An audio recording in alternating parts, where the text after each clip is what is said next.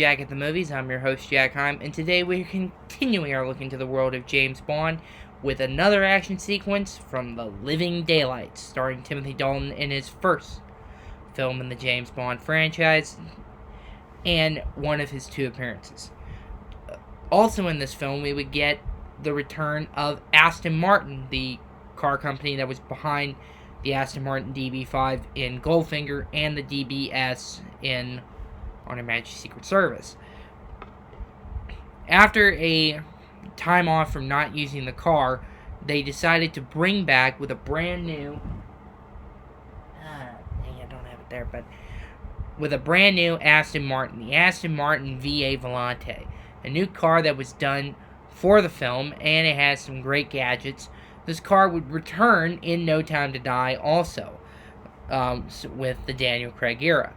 But we're going to focus on the car chase sequence, which is one of my favorite sequences in the film. It's got some great action, some great gadgetry. And this film, The Living Daylights, is a great film. But a lot of people, namely critics, look down at Dalton a bit for a few things, namely Gene Siskel and Roger Ebert, because they didn't like him using humor.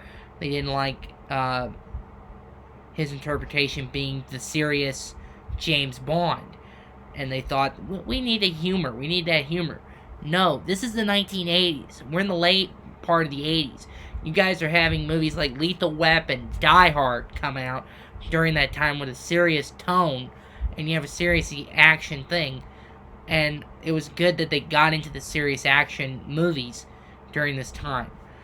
But we're going to focus on the car chase sequence. This footage is not owned by me, it's owned by MGM, United Artists, Eon Productions, Dan Jack, and Amazon. So here we go.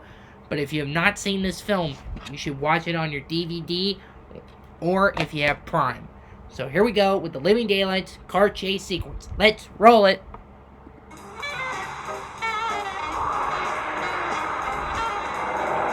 Prime. There's Timothy Dalton with our Bond girl, Marion Dabo.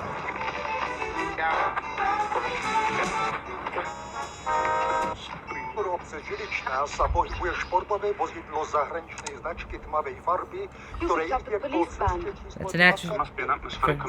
Must be an anomaly. They're looking for a foreign car.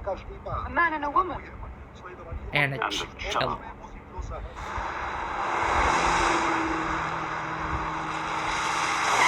I think they just found us. I love John Barry Bank doing the score. This was his last score that he did with the franchise. Oh yeah. Pull over to the side and stop!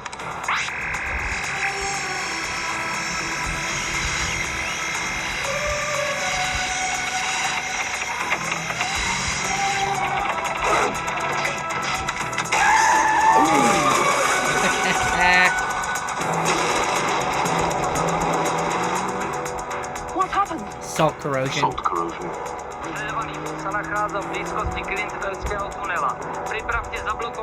They're setting up roadblocks. Oh.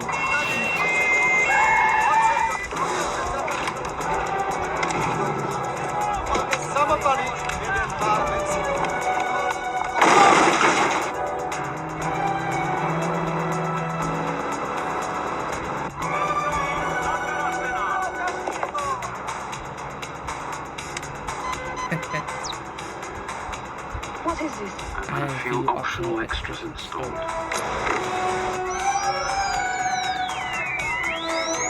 I love the gadgets in this, like the missiles.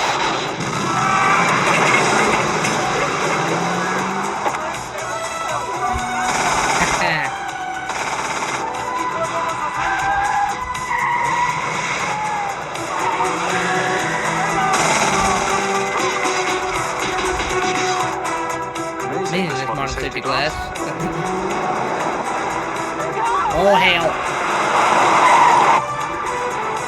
In my version of No Time to Die, which I have not explained on my channel, but I have a version, like a fanscription of the film, and in the car chase of the movie, in Norway, I actually have the VA actually used by another agent, and actually uses it to help Bond during the chase, and it has This road only leads to the lake. missiles in it, some of the gadgets that were used in this version of the film, but also updated with, instead of just those headlights, but under the main headlights, Stinger missiles.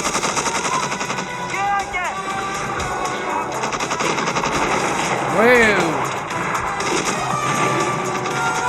They actually shot this for real with Remy Julienne helping out. It's time to leave. Originally, the opening of The Living Daylights was going to be in an arms bazaar in the film, but they decided to shelve that idea from the opening of the movie. They decided to bring that back for Tomorrow Never Dies. But the car is a great vehicle, and they actually had help from Chris Corporal, who's working on this too, so he was working on it with John Richardson.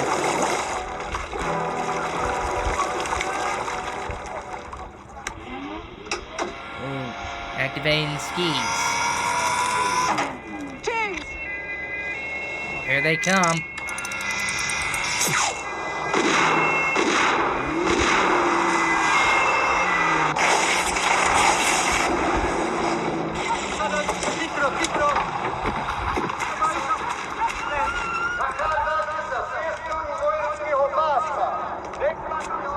Brace yourself.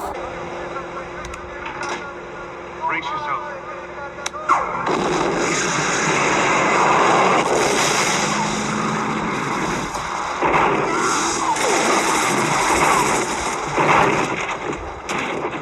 Be careful with it. It's just got a new coat of paint!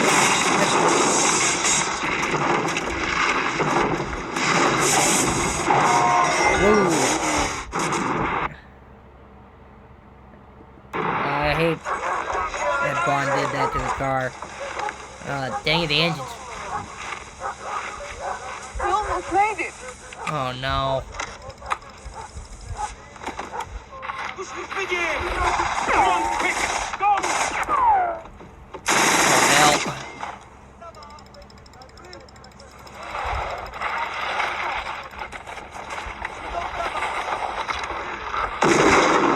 Q's not gonna be happy about that.